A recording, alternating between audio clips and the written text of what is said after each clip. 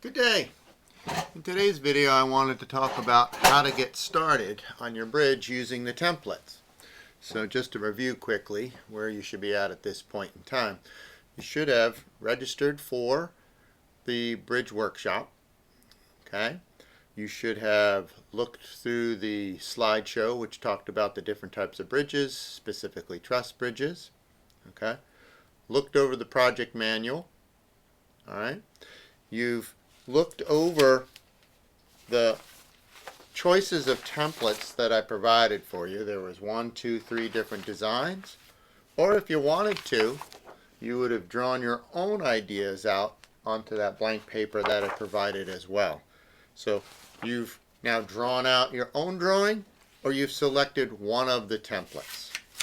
Once again, all of this information is in Schoology, so you can refer back to it at any time. So I'm going to pick today template number 3 to work on. Okay? So to get started, first of all, you need a good place to work in your house. Maybe not the kitchen table where everything is so busy. Maybe you find a little private space, a snack table, card table, a little, something, little space that you can figure out that's going to be a place that you can work on without too many distractions or causing too many problems.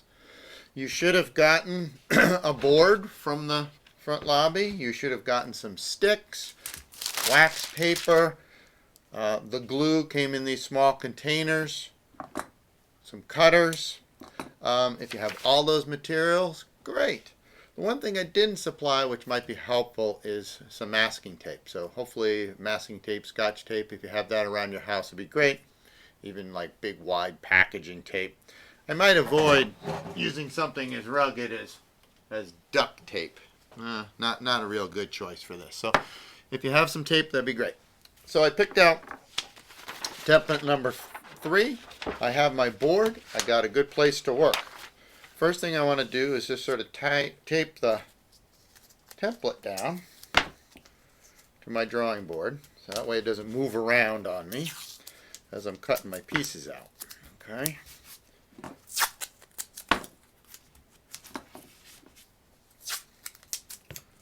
Okay, got that tape down. Next, the important part, the wax paper. The wax paper provides a barrier so that as I glue my pieces together, they don't get stuck to my drawing. Okay, and that'll be a real problem because when I try to remove my finished bridge, it'll tear apart my drawing. Not good. Wax paper right on top of my drawing. Tape that down as well. Excuse me.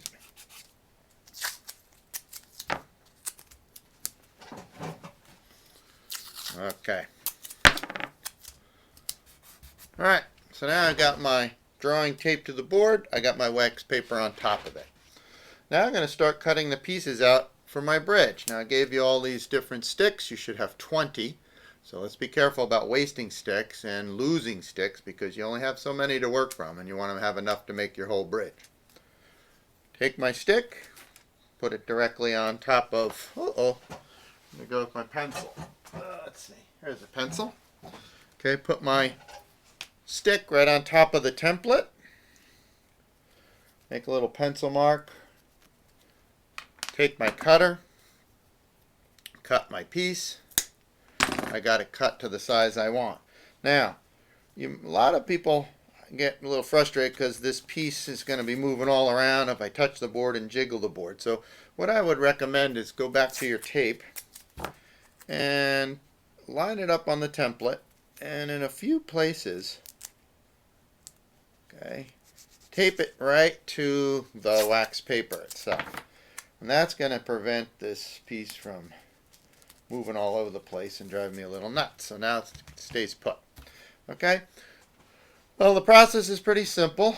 I'm going to go through looking at what I need for my other pieces. I can mark those. I'm going to line this up. Okay, I'm going to make a little mark. I have 1, 2, 3, 4 of these that I need the exact same. Make sure I'm not cutting my finger off in the process. Okay, I can cut one, make a mark, measure the other one. Okay, and sometimes it's nice to hold on to the piece, otherwise, oop, there goes the piece flying across the room. So if it does, go pick it up, please. Kind of don't lose the wood. As I mentioned, we have just enough to finish this up. So I continue in this path. I'd cut out 4 of these. All right, I'd lay them all out into my drawing. Okay, and I'll take a minute. I don't want to make this video too long. You're already probably falling asleep. I get it. Alright, so I'm going to cut one more of those, and let me get one more. And I'm going to rush. Take your time with this. As I said, we're not going anywhere for a little while. So I got my 4 pieces just like that. I'm going to need my top piece going across. And if I lay that out, make a little mark. Okay. That's again, don't cut your finger. Alright. Let's be safe. I don't want to hear about any big accidents from people that, oh, I cut my hand off. Okay. So I'm going to line those up, and I'm happy with how they match, and I'm happy where they go. This one actually, though, is still a little long, so feel free to trim these a little bit more if you need to. Pull that in there just like that. Maybe a little bit more right here. Once again, I'm going quick. You could go a little bit slower, be a little bit more careful than I am. Okay, that looks pretty good. Okay, so now I kind of got my pieces ready to get glued, right? So you take the glue.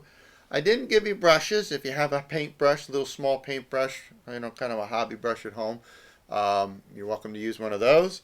You can take a little paintbrush, kind of dip it in there. You're really just trying to put glue on the end of the pieces there. Okay, so you can use a paintbrush, kind of nice. You can also use the old, just dip it into the glue, get a kind of enough on there like that. That looks pretty good.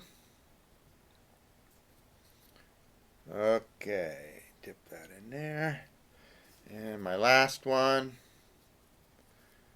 Alright, that looks pretty good. Okay, so I think you're getting the idea here. I'm going to finish up on this video in just a second. Before I do, once again, these may float around. You may find it a little annoying, so maybe I put a little piece of tape just to hold it in place while the glue dries. The glue takes about 2 to 3 hours to dry, so don't do anything with it. Don't kind of move it around for a couple hours, and it sets up pretty quick, but it should be good.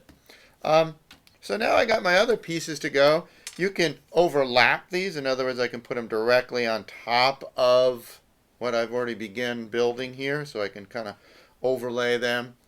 That's okay to do. You can cut them so they fit perfect inside. You may find you might want to do a combination of those. So continue making this whole side of the bridge. You get one side done. Remember, we need 2 sides to the bridge. So we need a left side and a right side in order for my bridge to come together. So I'm going to need a left and a right and a top. So that's about it for the moment. Oh, one last thing. See where I went off with it. Inside Schoology, I left you some tips on how to not put your pieces together and how to put your pieces together. These tips are trying to make them a little bit stronger. You don't want any big gaps, big spaces. The 2 pieces of wood have to touch each other in order to have a strong joint. You also don't have to take the glue and just pour on large amounts. It does no good just to have giant blobs of glue all over the place.